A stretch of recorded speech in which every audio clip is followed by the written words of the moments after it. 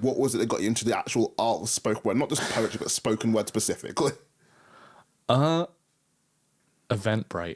Brilliant. Brilliant. If I'm being very real with you, it was Eventbrite.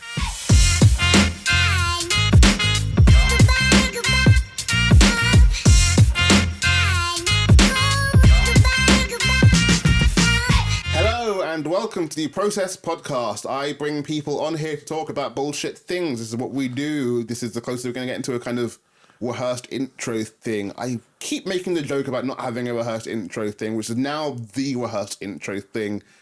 We're used to it. It's fine. It was smooth. Oh, the smoothest. Like what I'm also smooth with and rehearsed at is bringing in really good guests. Yeah, they're full of bullshit to share. All of the bullshit. I'm not going to call it the bullshit podcast, but also we know what this is. We know what we're about here. Yeah. But speaking of what we're about here, can you tell us who you are and a little bit about yourself, Sarthak?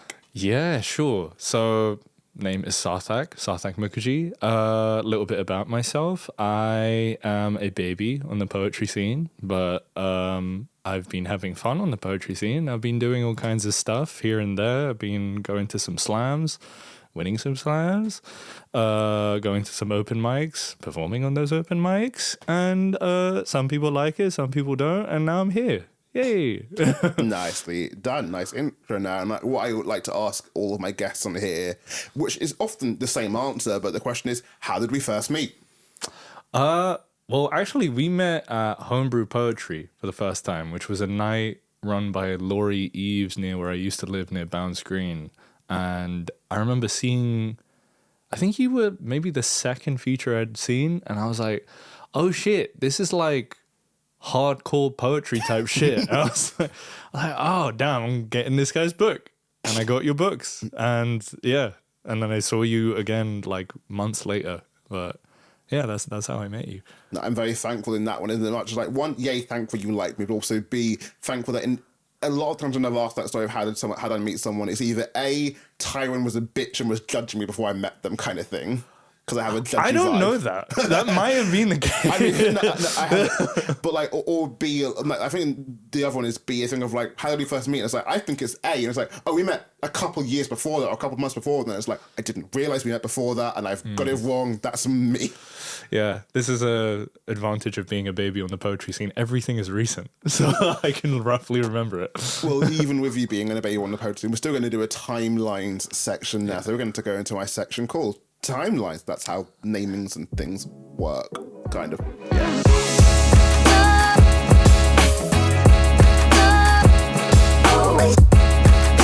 So in the whole timeline thing, we'll go into you actually properly performing in poetry and whatnot, but just in general, like growing up and anything, like were you writing much just in general when you were younger? Like were you always drawn to creative things, or was it very much all of it is later in life? Oh, okay. So, well, there's this thing in brown families where they encourage you mostly to go down law, doctor, or finance routes. However, my family does have a lot of like creative influences. My mom used to sing when she was younger. My dad used to play instruments, and I didn't really delve into anything creative until I was like 16, 17, and I think I was just like learning about poetry in English, and I was like, I feel shit about a lot of things, as many people do at my age.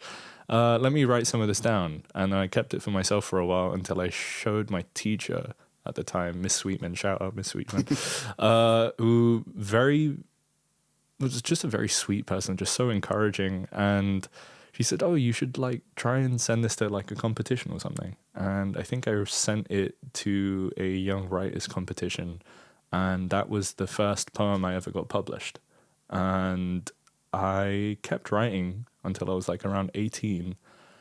And then after I joined uni, I think I stopped writing until I was like 25. And I met my partner, and then I told her. She's a consummate creative.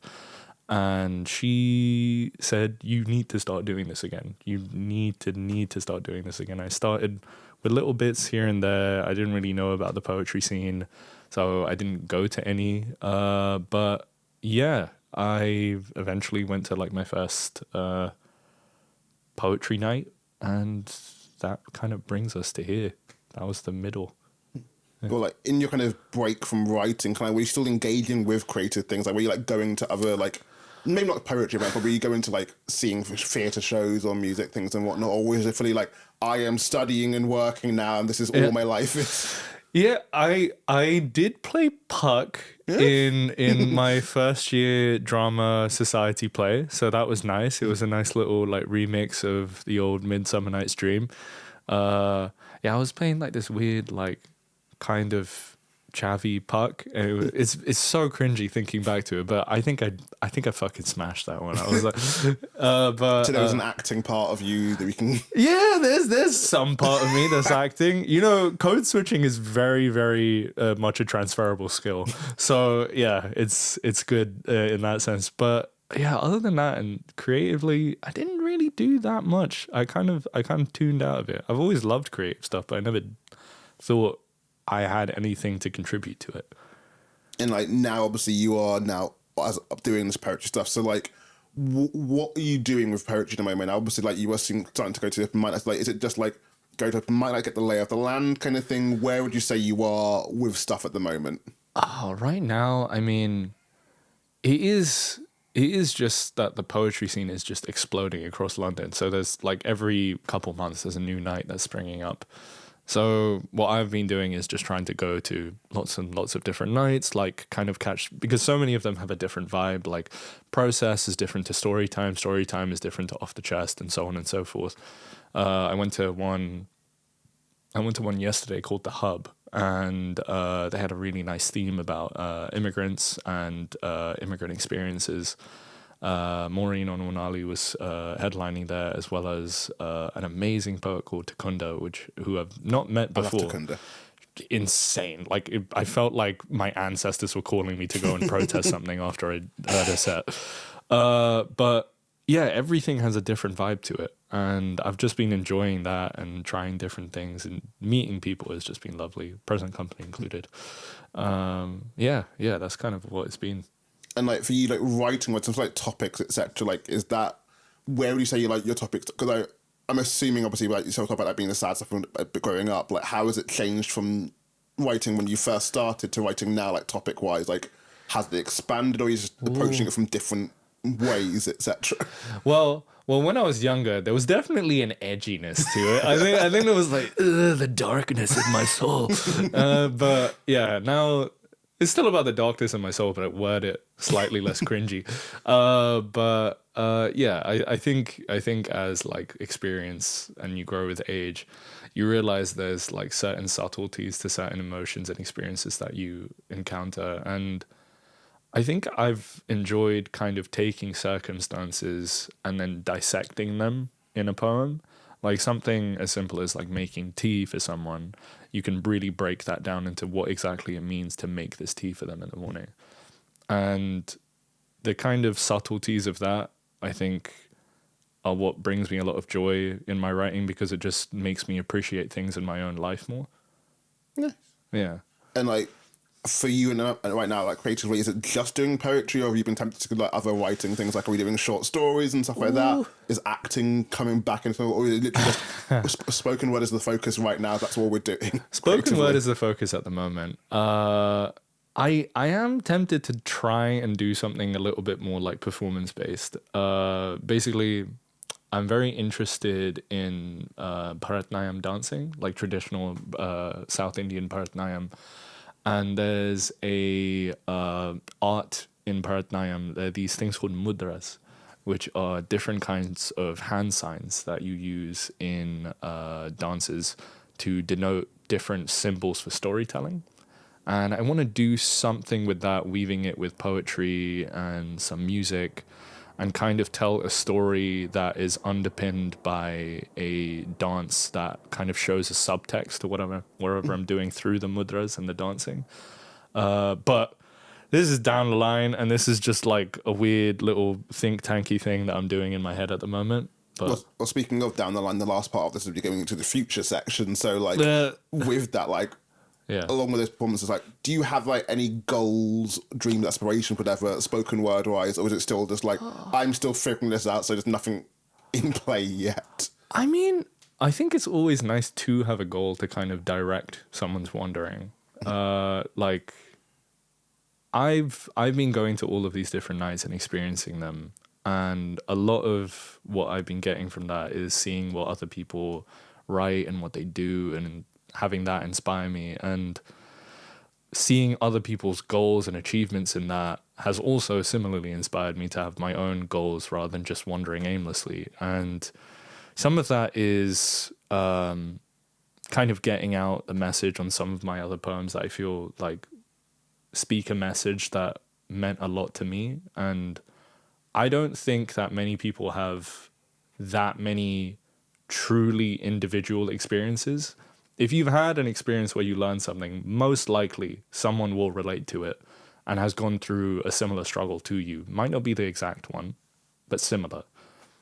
And there was a night a while back at Everything Poetry, actually. I shared a poem about an experience of SA that I went through. And it was very raw. I hadn't talked to many people in my own life about it. And all of a sudden I shared it with a room of like 40 people, 50 people. And after doing that, I felt kind of weirdly raw and I was zoning out of it. And a guy came up to me and he said, "Thank you for sharing that. I went through something similar and it feels good to hear that someone went through the same thing and they kind of went through the process of blaming themselves but came out of it healthy." And that was so jarring for me because I was still in my own kind of like headspace.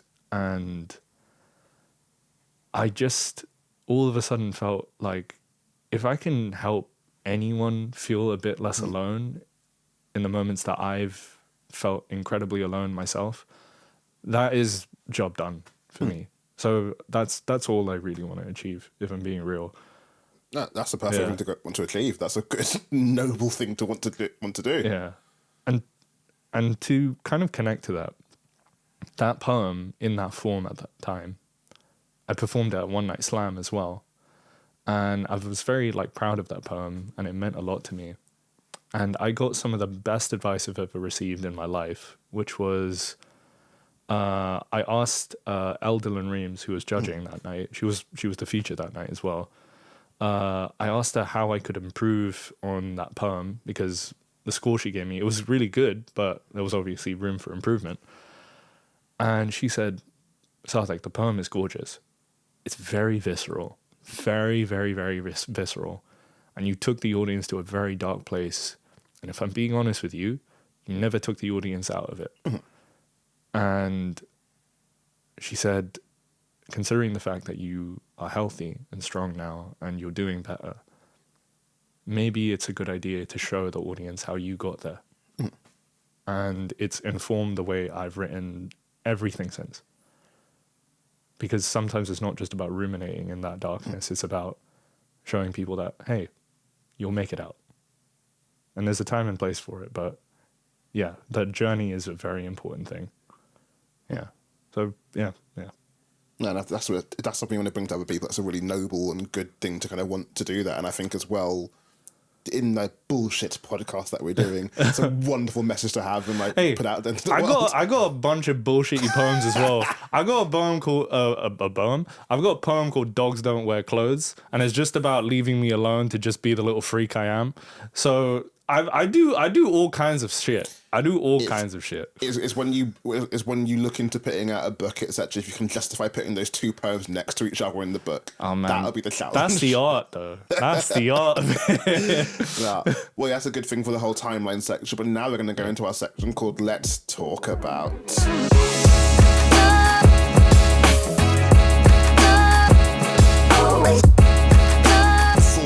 We're going to talk about you kind of getting into poetry and partly getting into poetry and just getting into the scene and just all of that. And obviously tangents will happen. It's what we do. But so with that, so for me, just on the logistical nature of this, how did you find spoken word? Like before even events, just in general, like the idea of people performing poetry, was it like you'd seen it on YouTube, you had a friend that did it. What was it that got you into the actual art of spoken word? Not just poetry, but spoken word specifically. Eventbrite. Brilliant. If I'm being very real with you, it was Eventbrite.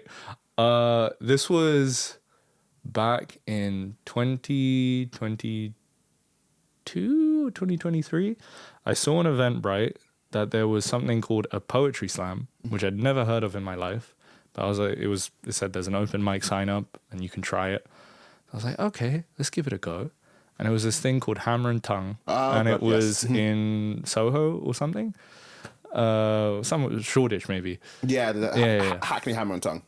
Yeah, something like that. And I went there, and it was, I think, immediately after a lockdown, and it was like a really like nice tiny crowd of maybe like 10, 12 people.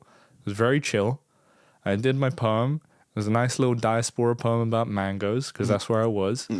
And like it was just sweet. It was nice. And I did like okay with the score, and I was like, okay, I'll come back to this. And next month I came back, and I'd written something delving a little bit deeper into myself.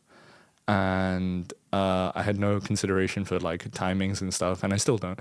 But and we can explain that later. The room was a lot more packed the next time I went, and I was shitting myself. And I went up and I did this poem, and I fully fucking like froze up and just died on the stage, and couldn't even get the whole poem out, I don't think. And I just withdrew from it. I was like, I'm not going to look up anything else. And 3 years later is when I found other nights. But effectively at the time, I was like, there's this one night. And now I'm not going to go to that anymore. So finding out that there's a million friggin' nights, and at the time there were most likely a million nights also, is jarring that there's so many different opportunities. Nice. But now that you've found some of these things, like on a just general basis, what is it now that you kind of like go back to, with there being so many and you obviously being new to them, like you have no, for lack of a better phrase, you have no allegiance to it. You know, it's not like, oh, well, my friend runs, so I have to go to it kind of thing. Yeah. So, accept process. Fully allied. But like, I guess almost in general with that as well, like, what is it about a night that makes you kind of go like, oh, I like this space, I want to come back to it kind of thing? What is the thing that kind of pulls you into the space of like, what do you look for in a poetry night where like, oh, this is a good... okay. Yeah. If I haven't embarrassed myself on the first time going there, that opens the door to more opportunities for sure. Secondly, it's generally just like the vibe of the people in that room, because you don't want a room that's like dead quiet, like every time someone does a poem. And there's just like no reaction, no conversation afterwards about like, oh, like, how did you think about that kind of stuff? Like, oh, you write other stuff like this. I want that sense of community where people like feel comfortable to chat afterwards and just be like, yeah, I'm a person, you're a person. Like, we're all writing shit. Like, oh, let's talk about it. I also write this kind of stuff. And if I see there is a strong sense of community at any night, that is an immediate indicator that I want to come back, because that experience of it is the best part, in my opinion. More than sharing your stuff on a night, more than anything else, is just the opportunity to like come together with a bunch of people and listen to stories. And that's so primal. I feel that's so instinctual that we just need that. And yeah, that's the main one really. And then if I go on and people like what I do, then yeah, that's obviously an indicator that like this is a place where my stuff is accepted and I want to come back. Nice. I'm going to actively try to not call out names tonight, so I don't want to put anyone on blast or anything. But like, obviously, you've got the whole variety of the scene where you've got some nights. What's your least favorite night? No, I'm not doing that. Not doing that yet. I'm not. Like more the thing of like in again, community vibe is definitely a wonderful thing, but obviously you then have like, we're all superficial to some degree, I feel, as well. Yeah. And calling what it is. Like, there are some nights, for as much as we love them, are in this small, dingy room in a bar, etc. Some that have the full-on stage and the lighting, etc. And everything in between. So, like, rather than saying like what do you look for in that sense, like do you have a personal preference? Like I know some people, like for as much as they love from these bigger ones and can help for their career, there's some of it like I just like being in the back room and just having a small like. So for you personally, what are you, now that you've done a few of them and are going to a lot of them, like what is like, no, I like it when the lights are on and that kind of thing, or I like it when it's just a darker, more, so what works for you? Okay, if I'm being incredibly real with you, if it's a night that goes super late, but it also has good food options, either at the venue or nearby, then I like that night. I like that night because I'm a hungry guy. I'm a hungry guy. It is a crime that people are like, this night goes from 6:30 till 11 p.m. and there's no food. There's just no food. What is this? This isn't my culture. I'm fed wherever I go. But other than that, yeah, like lighting, I guess lighting I don't really care about. It's more just, sometimes it's about how they pick open micers. Because sometimes it's nice to go, if you do intend to share and you know for a fact that you're going to go on, that's nice to just be like, okay, cool. I know I'm going to go on. And that's the objective that I had for tonight. I had a new thing that I wanted to share. I wanted to test it out. Great. But sometimes it's nice to just kind of be like, I think I want to go on, but I don't know. So it's like a lucky name out of a hat type thing, which is a thing with process. It's a thing with spit. And sometimes you can just kind of like zone out. And then if your name gets called out, then yeah, the adrenaline rush like carries you through the performance. But yeah, otherwise you can just kind of lay back and do your thing. Oh, it's that wonderful producing dilemma where in doing either pre-booked or names out of a hat or even first come first serve, which immediately I'm going to go on record, I hate first come first serve, so that can fuck off. Yeah, but that one's rough. It is that balance of like, I know as a performer, there's a lot of times when I like the guarantee of, I know I'm performing, I know this is fine and comfortable, I know this in advance. Yeah. But you didn't have the balance of like, I want to make it even for everyone and with some of the performing tickets, because it does have an element of first come first serve to it, that thing of like, true, we get the same people all the time, or like it's harder to promote the event when you can perform, but you don't know. But you can come here, you can sign up. You might not perform, but you can come here. And I don't want to say that all poets are egotistical, but a lot of poets like to go to nights where they can perform. Yeah. Like that's very valid, but calling what it is. It's 100% a thing. Like, I can't say I'm not guilty. Like, as much as I'm touting like community and all this stuff and sharing stories, there are times when like you're really like amped up to share this thing and you've got your name in a hat and your brain, like if you've rehearsed it and you want to say it from memory, your like brain is like rehearsing the thing in your head rather than really like engaging with what is going on stage. Now, hopefully that's not happening constantly. Yeah.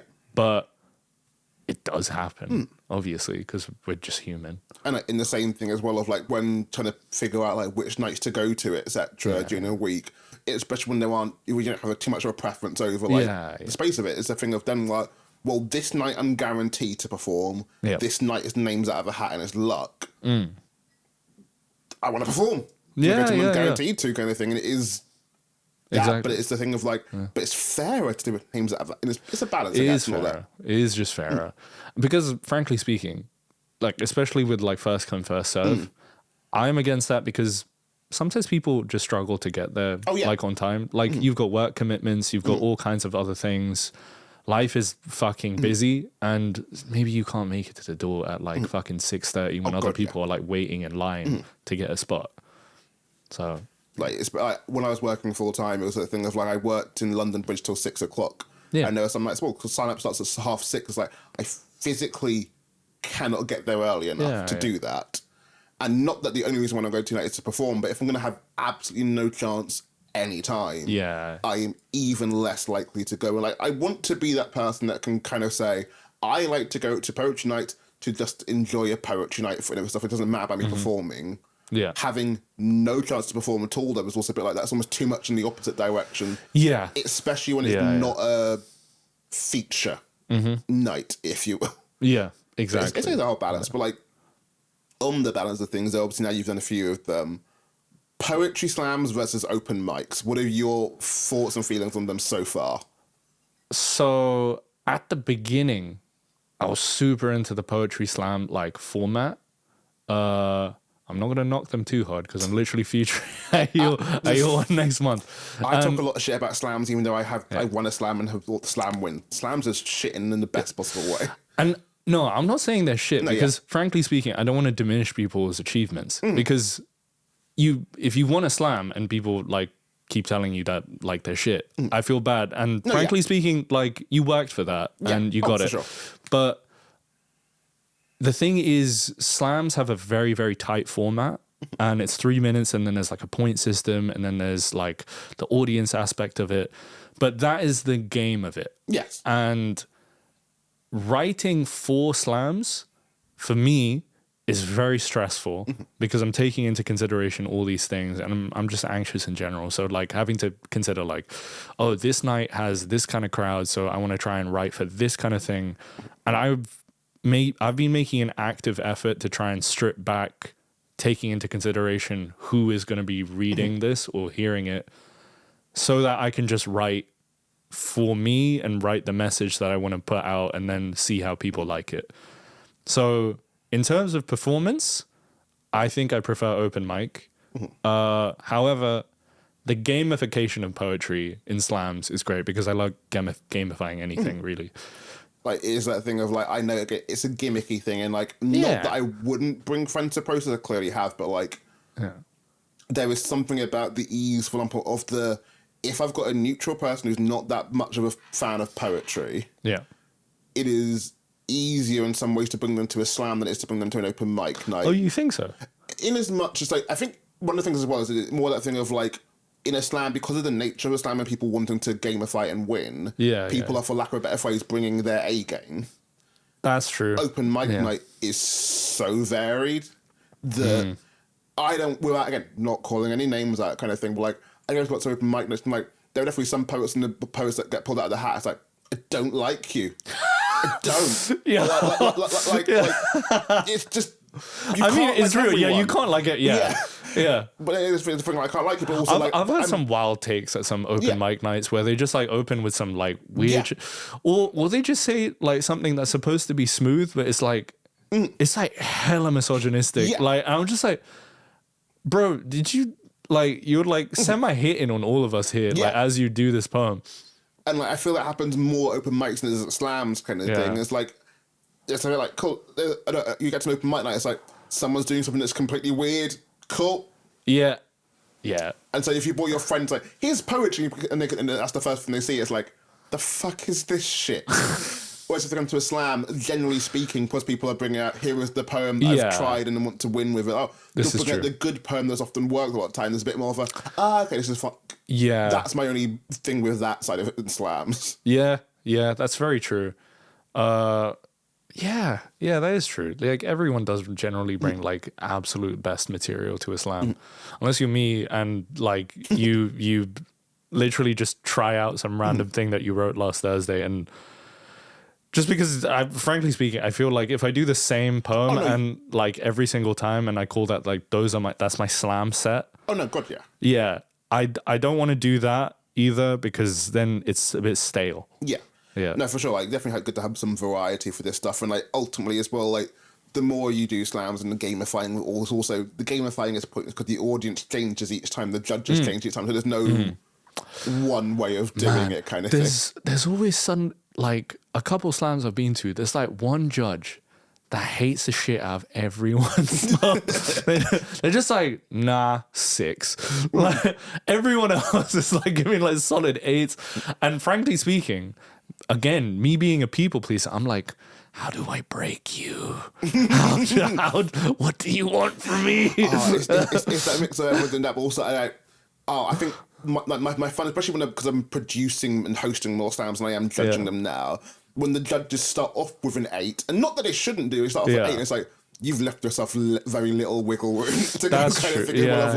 I'm not going to do that, judges. We love seeing 8. If your first score of the night is a 9 kind of thing or whatever, it's like, you've got nowhere else to go now. So like, when you start giving that 7, like that 7 you now give is that I hate you 7 kind of thing. Which I've seen as well. Is the thing. I've seen that someone's like gone 9 and then it's like, yeah, this is a 7.2. Like, oh wow. Again, like, the gamification of it all as well, the thing, because it's generally perceived in so many slams where you don't give a too low a score kind of thing, which then makes it in now like, well, if when you get between 7 and 10 now, those 7s hurt more. Even if it's a 7, it's good. But the lowest score was a 7. It's oh, that hurts. Yeah, because when you think about a 9.5 is like an insanely good poem. An insanely good poem. But sometimes it's just like, you said like a buzzword and like a bunch of people were like just vibing with that particular thing because it's been a shit week. And you've got like 3 10s. I can put this on the record now because I'm not going to show anyone it ever, but like whenever I am judging for One Night Slam, I'm happy that I can, because like, I'm not showing the crowd my scores. I can give lower scores. True. And it's not in a mean way, because like, so this is, if I have a similar thing with film views and reviews and whatnot, the thing of like, a 9 out of 10 is a fucking great poem thing. And I'm not saying I'm not hearing 9 out of 10 slams, but the thing of like, a 5 out of 10 is average. That's not true. Mean Very kind true. of thing. Very true. And especially, well, if in the whole gamifying, commodifying of it, like, if I'm giving everyone a 7 out of 10, like, it's pointless because now I've narrowed my point scoring to just in these numbers kind of thing. I'll be real with you, it is a fucking nightmare anytime I'm selected to judge anything, because I get stressed out so much by the whole process of it, because me being a very like stressed out, very insecure person, I'm like, oh, if I give them a slightly lower thing in comparison to this other score that I gave before, will they think that? And then they'll feel sad. And I'm like, ugh. And it's just like, why am I putting myself through this? And I just don't want to. Things I need to put on the record now. Like when people come up to me and ask, like, at open mic nights especially, like, and people will thankfully say, oh, I really loved your poem, etc., whatever. That. Like, I feel there's also an expectation to say it back to them. Yeah. And it's like, not that I don't want to, but some of it's like, but what if I didn't like your poem? I don't want to say it just for the sake of that. That does happen sometimes. No. But the thing is, in those moments, I actually feel I am much more like articulate about like breaking down their poem and being like, you know what? I didn't like every part of it, but you had a good line in here. Or, I'm like, you did that really well, and I really like the imagery that you did here, and I feel like there's a lot of like stuff that you can do with that thought. And I wish that was the judging that I could do. So I'm going to go on another thing in a second, but just want to, just for the sake of telling everyone about it, I could have told you about this off camera, but nevertheless, there is a concept that I want to bring back at some stage. Only for like a one night thing. Is called the Dice Slam. Oh. The Dice Slam is when you get poets to do, rather than like a regular slam, you get poets to do probably like a 10-minute set. Okay. You pick your judges specifically, and they will probably be like other poets or creators themselves. Yeah. And they will roll a dice to get your score, and then have to justify the dice score. You do a 10-minute set. I've got a D20. I roll a 1. I've now got to justify why your poetry set was a 1. Okay, it's almost a bit. It's almost a bit, and like I kind of love that, because then it's like taking away like all the bullshit of like the judging being like this like super like official thing, like, oh, these people's opinion it's gospel. Oh, 1,000%. Yeah, it's not that. It's just like, if I could take out the shittest thing in your poem right now and pick it apart, this would be the thing. And like, so I've not done it yet. I've not been, I've only heard of it through the grapevine, etc. But a lot of the vibe is, it's the whole thing, like, judging is a bit stupid and pointless. Therefore, we're going to make it even more stupid and pointless. Honestly, though, that would be like a blessing sometimes, because sometimes I just want to know what the thing pulling back my poem is. And also, if I got rolled a 1, it would be a blessing. I mean, that also implies that they're going to give an actual full-on critique versus I'm playing a character. I'm now going to say here is... Oh, yeah. Okay, yeah. Then that's that other route, I guess. Yeah, that's the other route. Yeah, you... Oh, I didn't even consider that. You could just become a bastard. So let's say, for example, I booked Maureen for this. Yeah. She does a Maureen set because it's Maureen. Yo. And you rolled a 2 for her. It's like, tell me why Maureen set was a 2. I don't like what you said about the institution there. Frankly speaking, I think taxes could be a little higher. That kind of thing. Yeah, Which, I think taxes could be. so yeah, like at one time there'll be a one-off, probably one like slam where I do this as a thing. I want to bring that back at some stage. Yeah. No, but like, oh my days, I would fucking love that for a poem that's just unequivocally about like equal rights and shit. Oh my god, that would be so like funny. that one walk thing of like, that's like, and to Kunda does a poem. You all feel this righteously moved, etc. Cool. That was a 3 out. That's a 3 out of 20. Cool. Yeah. Why? As a joke at One Night Slam, someone was saying like, "Oh, what if we did like some kind of like poetry swap where everyone does like another poem from someone else?" And I was like, it would be amazing if I did like some really like heartfelt migrant poem, and then the whitest dude has to do that poem. No, so not to that level, but like, so before me and Kayla did Process together, and one of the things that kind of definitely not inspired Process, but inspired us doing a thing together. We were coming out of lockdown, and I was working with the Albany Theatre out in Deptford. Oh, cool. And in them coming out of lockdown, they were starting to do some shows again, but like they had like their garden area out back. So we were going to do a show outside here. Okay. In the garden area, so not too many people. Yeah. You've got an hour. How do you want to fill that hour, basically? Yeah. And like set budget. It's like, I know my friends. I want to book some people for this, but I don't want to like undercharge them. So give us only an hour and the budget. I've probably only got enough money for bringing one person. So cool, Kayla, let's do a half-hour thing together and basically freaking out. Like, they're basically going to do 2 long sets, but let's make some bit of a show out of it. So we kept in like the 10-minute section where we're going to do each other's poems, which meant that I meant Kayla doing Tyrone's black poems and me doing Kayla's Jewish poems. And fully a thing of like, cool, Tyrone, pronounce these words on stage kind of thing. And it's like, I don't know how to. That's beautiful. But yeah, like, I do love that idea of swapping poems. You're like, saying there's no recording of this? That one was before I had my camera gear, to be fair. Like, literally, like, me getting that Albany thing was getting me somebody to do stuff. But yeah, it was before I had the camera gear that was not recorded. There was definitely a temptation to bring something like that back at some stage. And me and Kayla as a double act for that is always... Like, bro, you could make that so cruel. You could make that so cruel. Oh yeah, like yeah. There were definitely some conversation over which poems we can do, etc. I know for a fact that you say the N word in one of your poems, so it's like it's no, there's definitely ways to play around with it, and I'd want to play around and stuff with that. And like also as well, like I love the idea of like overall, I love the idea that some poets almost have signature poems. To the point where you've heard them do it so often now that I want to hear someone else do that poem. Like, do they do it in the same style? And how is it? True. Or is it just someone doing your poem but in a different style? Like, there's a fun to be had with that as a concept. The fun I'd have with it is writing a new poem that's basically just a hate crime and having so what you would like then to go on our slam stuff, then there used to be an event, and things that I... In the fact that I run events and have spaces to do, there's definitely a few events I kind of want to bring back or do homage to. One that was running was a series of events called the Anti-Slam, where the worst poet wins. Oh man, I would love that. And advertised as such, we all know it going into it, to the point where people actively try to write bad poems. Thus hate crime. Oh. That's a double-edged sword. To set the scene, one of the Anti-Slams that I was a part of, the winner that night was someone who did a love poem from the Jews to the Nazis. Genius. Exactly. That thing of like, no notes. No notes. That is awful. Man. And in that knowingly this is uncomfortable, but also because we're all going on the joke, it's still funny. Kind of way.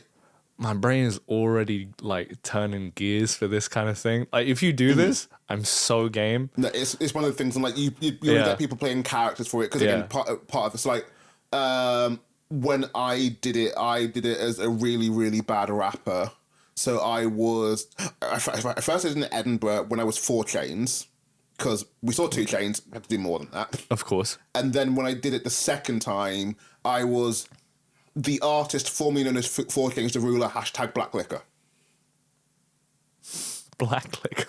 Yeah. And Right. I don't remember the whole poem I did, but I remember the start of the poem I did for it, which I will happily put on camera right now, is, "This is a love letter to my black princess. I would call you my sister, but then it'd be incest." Was the next line, but I'm still fine with it. No, the rest of the poem was me trying to figure out different ways to describe her. So the rest of the poem included black, onyx, Nubian, all of that. Wow. And just as many different words for black as I could think of that were all really uncomfortable to say. I wish this was recorded. That one is not like I have done a few anti-slams, so there are some anti-slam stuff on YouTube on the Process channel. Hey, see plugging. Wait, for real? Off camera after this, I will, and also for people listening to this, there is a video on the Process channel by Ben Fagan and Sarah Hirsch. They were a couple that used to run the Genesis Slam, for context. Oh, okay. In the anti-slam, they did a poem as hashtag Team Trending. They did a group poem of both of them holding selfie sticks and performing the poem, and it is my favourite, legitimately, and this is me saying it, legitimately one of my favourite list poems. It is so awful. In the best possible way. It is so influencer, Gen Z, all that stuff coded and just so bad. And I gotta see this. Yeah, it's please a whole do show thing. me. No, it's I need to bring out the anti-slam at some stage. I need to talk to Kayla about doing that as well as a one-off thing. Or God. Jamal. No, God, me and Jamal. I'm plotting rather than hosting a podcast. That's what I'm doing. Hey, man. Now. Call it a brainstorm. It's fine. In the hosting a podcast, because we were talking about slams, and the whole part of that conceit was it's easier to bring people to slams. Is my argument. That's where we were. For you, then, obviously, when you have your partner, what? Are you selective with what nights you bring your partner to? How much of it is their schedule? How much of it is I think you'll really enjoy that night? Or how much of it is actually to go out on night tonight? It's literally just a scheduling thing. Like right now, she's doing a play in Austria at the moment. It's just hard to schedule. Like her schedule was like all over the place. Sometimes there's what do you call it? Like a casting or something, or like she's just working, tired, like after working. And sometimes the events are just far. Like I'm trekking out for a lot of these things, like to South or wherever else. I live in Northwest. It's literally just down to that. If she could, she would come to all of them. And like my friends, I'm cool with them coming to any of them, to be honest. I don't announce everywhere that I go to, but yeah, like for say one night slam, like I'm definitely going to be like inviting a bunch of folks. Well, yeah, no, I get that. I can always get a vibe on that scene. Like if I'm featuring, I'm more inclined to bring people. Whereas if it's just open mic, I've brought people to open mics as well. Oh yeah. I'm more inclined for a feature, as much as I'm going to have longer. I can show off a bit more. Yeah. Of course, I want everyone to know how good I am. 100%. No, fair. But like also because we talk about bringing people to also community things as well, of like being new to this. Like I think one of the common gripes, I suppose, that I've heard on the scene is that there are definitely parts and nights that can be a little bit cliquey, or like groups of people that go to similar nights and all know each other and hang around each other, and I'm definitely guilty of part of that as well. Yeah. Especially being new to the scene. How has it been for you becoming part of the community, getting to know some people? Obviously, like with there being pre-established relationships, etc. Yeah. Have you noticed the cliquiness? How has it been for you? I've noticed the cliques, but in my earnestness to infiltrate every group I see, I just brute force my way into every group I see, through smiles and jovialness. But no, for real, like it's obviously these are like long running like groups of friends and things like that. Like despite that. And this is to anyone that is like new to the poetry scene, or like kind of has been in it but like has been like on the fringe, like not getting involved with like these cliques. Just start chatting to people, and generally speaking, no one is going to tell, in fact, never, no one is going to tell you to just go away. you will just become a part of the conversation, and by virtue of that, the next time they know you a little bit more, you keep talking to them. And this was how I started talking to like you guys a little bit more, bit more, and how I started talking to other folks, and just bit by bit, people get to know you, and it's that sense of community like really envelops you very rapidly after that point. I don't think there's any night I go to these days where I don't recognize someone. And these were all people that were, for lack of a better word, part of these cliques. So yeah, just go in with like genuineness and interest and talk to people. Like it's all good. No, I feel that. Like, I'm very aware that, especially more so nowadays, I am, a lot of the nights I go to, I am in some level working them. Yeah. So I know that I am not as social as I could be, have been in the past, etc. But that's also just a Tyrone caveat of I'm legitimately working half of these events that I do. So I can't do all the, like, good luck talking to me at a process because I'm fucking running about doing too many things. And I will say, some of these nights, like in the kind of talking phases of the night, for some of these poets, they're like trying to like make their way on the scene. As much as the nights are like an open mic for them, it is also in some cases an opportunity for them to like network and talk to people that they want to like kind of collaborate with or like go to their nights or et cetera, et cetera, et cetera. So if you do find someone is kind of like floating away from your conversation, it's not always that they don't want to talk to you. It's that they came with a purpose and they are maybe like floating towards the event organizer and they just kind of want to talk to them a little bit. But there's a wealth of people to talk to, and it just gives you more opportunity to learn and talk to more people. So, yeah. Well, because how does networking come into it for you at all? Like, did it come into it at all? Obviously, like you I mean, in there being, these hosts are just regular people in these nights. So how much of it is a bit of like, cool? Is it kind of good? Like, there's definitely, I know for my sins, definitely parts of like, I want to get to know people anyway. But I'm going to make sure I know this person has some connections. I'm not going to ask them for the connections, but wouldn't it hurt to be in their circle kind of vibe? I coined the word networking here, so I'll be the first to say I fucking hate the word networking in general. Yeah. I've always hated it. I mean, so much of networking is just talking and getting to know someone. Yeah, exactly. And that's the thing. Like, as soon as you label it networking, it becomes like this kind of like corporate like thing, almost seedy thing of like I want something from you. I don't care about you as a person. I just want to know what you're But if you go in with the genuine intention of getting to know the person, I think that takes away a lot of this undertone of I'm trying to get something from you, because frankly speaking, in any relationship that you have, friendship, family, or otherwise, you do get something from that person in the form of, like, whether it be affection, community, love, support, whatever these things happen, they kind of come ancillary to you establishing that connection.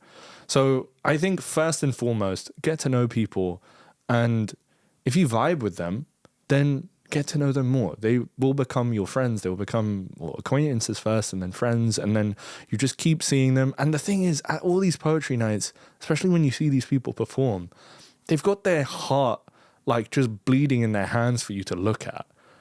And if that's not a jumping off point to start talking to someone, you're just a bad conversationalist. Like, this person has talked about their childhood trauma. They've talked about their breakups. They've talked about all kinds of other stuff. Just go up to them with a genuine thing and just be like, I heard you say that. And holy shit, man, that resonated with me. What I will say though, what I always find amusing about, like, clearly, most of my friends and most people who watch this are poets. So I know a lot of people for poetry, etc. I will always find it amusing how so many of my friendships have been built from these poetry things where the first thing I heard about you was you're going through depression, how your mum died, you're dealing with suicide. I can't tell you what your fucking favourite film was, what your favourite colour, etc. And it's just such a weird concept of doing the whole friendship things of like, I don't know if you have siblings, but also I do know that you went through the hardest part of your life when you were 5 years old. And all that shit. Which is a weird dynamic for a friendship, because in the inverse of that, I've got friends I've known for fucking decades and just depression's not come up, and not in a bad way. Didn't talk about it. 100%. Like, a poem that I do is about my struggle with like suicidal ideation and attempting it. And I've said that to people that I've met for 5 seconds. And there are people in my life that have no idea that this happened to me, that I've known for 7 years. And it just immediately, if that's it's just opportunity for connection, because like, oh shit, a similar thing happened to me, dude. I'm so sorry that happened to you. And how can you not form some kind of a bond with that when someone genuinely comes up to you and tries to relate to that experience? I guess it's also like, to kind of almost wrap this all up. Then obviously we're going to so many of these nights kind of thing. Like, firstly, I guess like hard to probably put into words. Like, is there anything you'd have wished you'd known going into these kind of nights? Like anything like for like it would like I get it's still early days, but like that would have been really good to know from the start, kind of thing. Respect the time limits at nights religiously. you may be made an example of at all future nights, and your name may become synonymous with going over time. So if they say 5 minutes, it's 5 minutes. If they say 4 minutes, it's 4 minutes. If they say 3, it's 3. Another thing to just on a tangent, because it reminded me of a thing. There was a slam that allowed poets have done back in the day where one of the rounds, it was actively a joke slam, if you will, but like for one of the rounds, you had to pull a time limit out of a hat for how long you had. Yo, what? So you'd get. What was the longest one? I think they had like, so some of them had like you could have a 42-second time limit, you had a 2 minute 42 time limit, etc. Okay. Kind of thing, and then someone had you have 10 minutes. Mad. And again, the whole premise of the slam, like without going into too many details, but the whole premise of the slam was like, we're having a bit of fun here. This is just a fun thing in one of these rounds. And because of that, because I had a few of their friends doing, etc., you could play with like, we're going to have almost, you're all good poets that we like. Yeah. One who's going to get a surprise feature now kind of thing.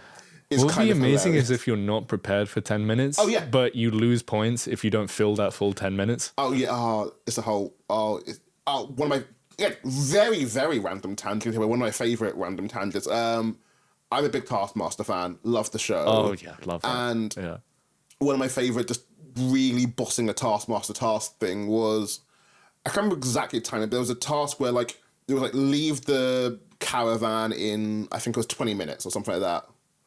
And I think it was, and I literally one of the comedians there just did their 20-minute comedy set to themselves. Because they knew how well they timed that. Oh, wow. So they basically, it was like, that was what it was. Oh, they didn't have access to clocks. They didn't have access, all the clocks were out. The room was like, just like, how can you do 20, like, no, I can't remember for 20 minutes or 5 minutes, but like, it was something like that. And it was like, comedian, they knew a type 5. They did a type 5. And that was how they kept track of their time. It was like, you know who what? Was this? Do you remember who it was? In my head, it was Frankie Boyle. I don't think I've ever seen a season with Frankie on Taskmaster. This must have been one of the much older ones. Again, in my head, it's Frankie Boyle. I probably got it wrong, but it was definitely.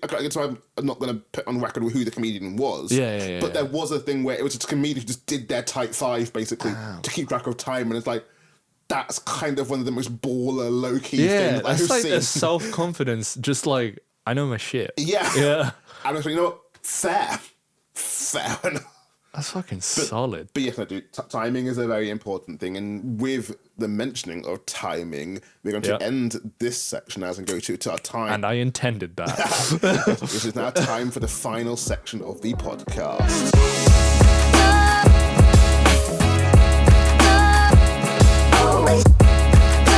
Last section of this podcast is called Slow Fire Questions. I have a series of 100 questions I like to ask people. Some of these are poetry related, some of these are totally not poetry related. I used to do this as a quick fire question thing, and it was always fun to watch poets squirm when we did that. But it did mean that some of these questions that I think are legitimately good didn't get the right time to be answered properly. Yeah, I squirm in a very pathetic way. You wouldn't want to see it. Well, yes, we're now going to answer some of these questions properly. So we're going to go through 5 random numbers, and you'll give me the answers to your questions. So give me a random number in between 1 and 100, please. Ooh, 63. Cool, then we're going to start off with best thing you've done this week. Ooh, best thing I've done this week. I got booked for a game show. getting booked for a game show is pretty cool. Like, Yeah, that would be fun. are you feeling confident about it? No, not at all. My general knowledge is shit. We won the one in the interview, which was a long interview. It was like a 2-hour interview. Wait, so this is you and your partner, or you? Yeah, me and my friend. It was us with like grouped with like 7 other pairs of people, and we won that one. But in the real thing, I think nerves will overcome me. Nah, I always kind of look through like TV shows and whatnot and what I want to be on. Like, I spent lockdown just binging The Chase every day, kind of thing. And it's one of those things where I would have loved to be on that. I would have failed so spectacularly. The hosts of The Chase are badasses as well. I love them. No, yeah, like that would have been one of the ones that had gone on. Like, me and Mum would always play it at home to ourselves, kind of thing. Like, we're good at this. Then kind of go, every other person's like, no, we're not. But in our head, we're good at this. Yeah. So that's a pretty cool one. Nah, completely fair. Give me another number, please. Ooh, 53 again. Then we're gonna go for what poet would you want to collaborate with the most? Oh, collaborate with. That was a tough one. Maybe I've heard of Aditya's stuff. Do you remember the guy that won Loud Poets? Yes. So I've heard some of his stuff, and it is great. It is just a like he does a lot of stuff about like the immigrant experience, but also about British colonialism and how it's affected like Indian culture, and about language. And he does a particular poem about language that I find phenomenal. So I would love to like collaborate with him on something. But if I'm being real, there's lots of people I want to do stuff with. So yeah. But he comes to mind very quickly. Like, I know for me, like especially at the moment, a lot of my collaborating stuff is definitely things of like, who would I want to run an event with or do a dumb project with, kind of thing. Like I almost forget. Oh yeah, I can actually write things with them as well, kind of thing. Like I'm in so producing head mode now. Or like, I think I work really well with Kayla because like we balance each other out in a nice kind of way, and like in the same vein of like even Kid and Nancy, who I know we can definitely be the same kind of crazy a lot of the time. Yeah, I can see that. There is also a balance of no, I kind of like let you be the crazy one. I'll be like, I know that a lot of my vibe, both literally and also the figure of it, I play the straight man a lot. I was about to say, like, you do a solid straight man. And so, and like, obviously I'll still have the fun with it and whatnot, but bouncing off Kid and Nancy and bouncing off Kayla is always a fun. Anytime you and Kayla host, like seeing Kayla go up there and just be like a little bundle of chaos, and then you just kind of going like, okay, yep. All right, moving on. Yeah. No, I definitely got used to it. I used to run a night called Boomerang Club, and I definitely fell into that kind of role there. So shout out to my friend Jake Wildhall, because he would start going on and like he would fully go on all the longest of tangents as he's bringing someone on. And it's like, Kayla's often stick to the person they're bringing up to. Jake's gone completely off the rails now. And it's a bit like we got. Dude, next person, please. Oh no! But it's the charm of it all. Sometimes, yeah, just be love. Give me another number, please. Let's go 85. Cool. Then, are you smart? I am situationally smart. Which situations are you smart in? I'm smart when it comes to like breaking down a problem or something. As long as it's not my own problem, because then reasoning's out the door. However, like when it comes to other people's problems, I'm pretty good at giving advice. I feel like I am good at figuring out Legos, so that's pretty good. I weirdly not that great with IKEA furniture, which you'd think is transferable, but apparently not. I just don't get it. Well, take this however you will, but your vibe is you were good in school. Yeah. Yeah, I was good in school, and provided that was like, the school was like known for like excelling pupils that are going to be like the top of like their finance industry, and they're going to be doctors and all kinds of other stuff. And even there, like I was fine there, but the median there was generally like high performing anywhere else. Oh, it's the whole thing of depending on like the uni, etc., where like, I know some of these high profile uni courses where like everyone who comes to this course was the best person in their village. Yes. Therefore, you coming here now means you're the same as everyone else. You were all the best somewhere. Oh, but yeah, you're now all the same now, kind of thing. And I had that experience viscerally when I went to uni, because I just got gut punched and I was like, oh yeah, I went to top school, I went to blah blah blah. No, doesn't mean shit. There are people that are insanely smart from everywhere, doing everything, and like, yeah, you just need to do your own thing and figure it out. Nice. Penultimate number, please. 12. Then we are going for, what is your go-to karaoke song? Oh shit. Feeling Good by Nina Simone. Or you a karaoke person? Not really. Not really. But I like that song, and it makes me feel good if I sing it. Fair play. Yeah. This is also why I still, going back to it from earlier, I need a poetry karaoke thing, though, where you can just have a whole poetry book of, like, here are the poems you can do tonight. Which poem do you want to choose? Oh, that would be cool as well, actually. Yeah. I mean, again, and we've had this conversation before. I am inept in terms of my poetry knowledge, and I'm a lot of like big poetry names I don't really know, aside from like some like classical poetry names. But yeah, I feel like that would actually be great for me, because it would just like introduce me to a lot of other people's work. And then one last number, please. Oh, okay. Let's go to favorite film. Favorite film. Ooh, right now, I think Everything Everywhere All at Once. Oh, good one. I fucking love that film.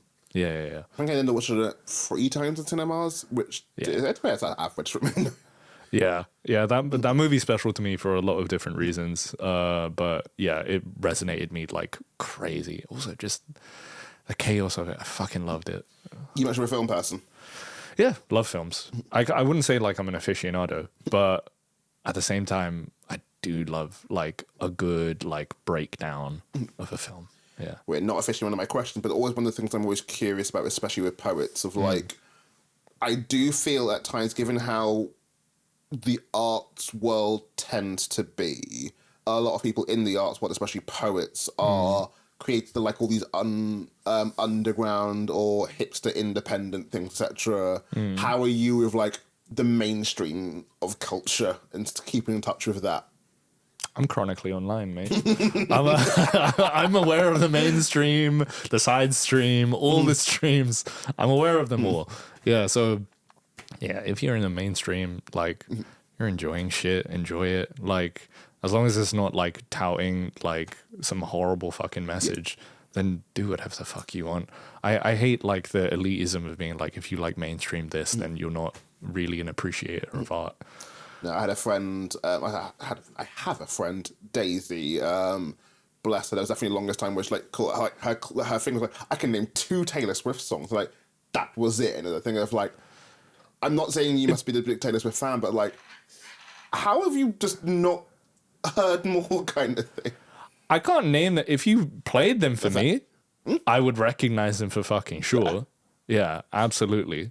But yeah, it's not impressive not to know. Like, well, yeah, they're definitely doing it as a badge of honor kind of thing. But like, even as well, like, I remember when I first started working at my old job, I was talking about Fall Out Boy, and these guys were like maybe 5 years older than me, did not know Fall Out Boy. And it's like, I'm not expecting you to like them, but I'm sorry, like, they are still a big enough band that you've heard the name. Yeah, like, we've all jammed to Katy Perry. Yeah. Regardless of her, like, travels to the stratosphere and so on. Like, we've liked her stuff at some point in life. I know Bad Bunny exists, kind of thing. Like, of course. Like, I don't expect me to be, like, religiously listening to Bad Bunny, but I know Bad Bunny exists, kind of thing. Like, finger is on the pulse enough to know what's happening in the world, I'd like to think. I don't know if I've heard a single song of his, to be honest, but... I know I have, mainly because he did some wrestling things, so I've listened to it via wrestling. What? Oh, Bad Bunny's a wrestling fan. Big wrestling fan. That's mad. And to the point where he's done a couple of things with the WWE on the shows. They did a show in Puerto Rico a couple years back where one of the matches was wrestler called Damian Priest versus Bad Bunny. The fuck? I've seen him in that movie Bullet Train Yeah. as well. Man's sporadic. Yeah. But I mean, Okay. one of his songs, I can't remember if it's actually called Booker T, but it's about the wrestler Booker T. Okay, fair. No, Booker T was in the video at the very least. It was something Booker T related. But yeah, Okay. he's a wrestling fan. He likes it. Oh, I had no idea. I had no that's- idea. But yeah, Fair enough. yeah. My point being, I do appreciate that some people have their finger on the pulse of mainstream stuff. They do think there's definitely some poets that just don't engage with it. Yeah. And I mean, do what you want. Like, not saying they Yeah. can't do that, but it's a bit Yeah. like, but engage with the mainstream and don't engage with it. Like, there's an audience for everything, frankly speaking. Like, there's someone with your flavor of weird out there. Always.